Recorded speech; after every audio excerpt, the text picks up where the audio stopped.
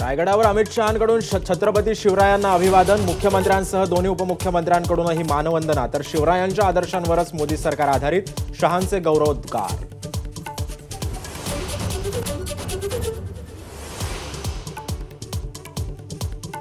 पाचाडमध्ये अमित शहांकडून मासाहेब जिजाऊंना अभिवादन, फडणवीसांसह शिंदे आणि अजित पवार, शिवेंद्रसिंह राजे भोसले आणि उदयनराजे भोसलेही उपस्थित।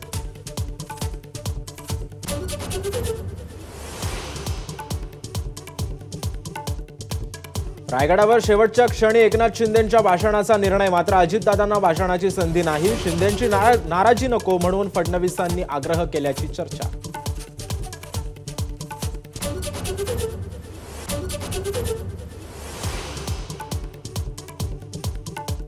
छत्रपतींचा अवमान करणाऱ्यांविरोधात कठोर कायदा करण्याची, राजभवनात शिवस्मारक उभारण्याची उदयनराजेंची मागणी, तर महाराजांचा अपमान करणाऱ्यांना टकमक टोकावरून ढकलून देण्याची इच्छा, फडणवीसांचं वक्तव्य।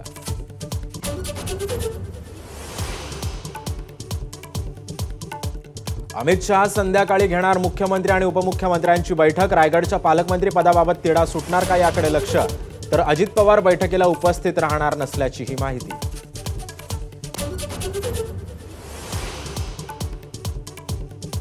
राष्ट्रवादी काँग्रेस आज अमित शहांना वक्फ विधेयकासंदर्भामध्ये निवेदन देण्याची शक्यता, नवाब मलिकांच्या समितीने तयार केलेलं निवेदन अजित पवारांकडे सुपूर्द, तर सभागृहामध्ये शहांनी दिलेली आश्वासनं पाळण्याचं आवाहन।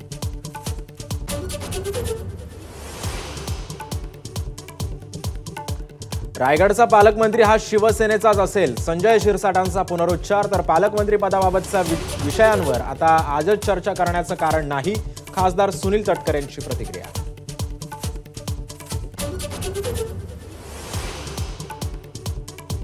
तीन अष्टविनायक मंदिरांमध्ये पोशाखाची नियमावली लागू, पिंपरी चिंचवड देवस्थान ट्रस्टचा निर्णय, मोरगाव, थेऊर आणि सिद्धटेकच्या मंदिरामध्ये तोकड्या कपड्यांवर बंदी।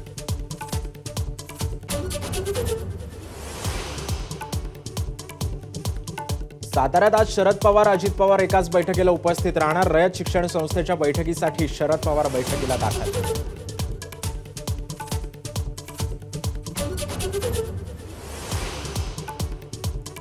पुण्यातील तनिषा विसे मृत्यू प्रकरणातील माता मृत्यू अन्वेषण समितीचा अहवाल आरोग्य विभाग सचिवांकडे सादर, तनिषा यांना वेळेत रुग्णालयात आणलं होतं का, समितीकडून अनेक मुद्द्यांची चौकशी।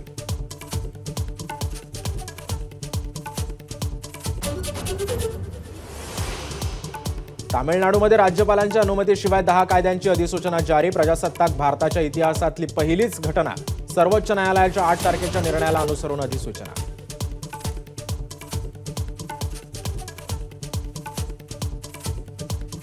गर्लफ्रेंडला सुटकेसमधून मुलांच्या हॉस्टेलमध्ये नेलं, सुरक्षा रक्षकांच्या दक्षतेमुळे बॉयफ्रेंडचा प्रताप उघड, सोनीपतच्या ओपी जिंदाल विद्यापीठातला धक्कादायक प्रकार।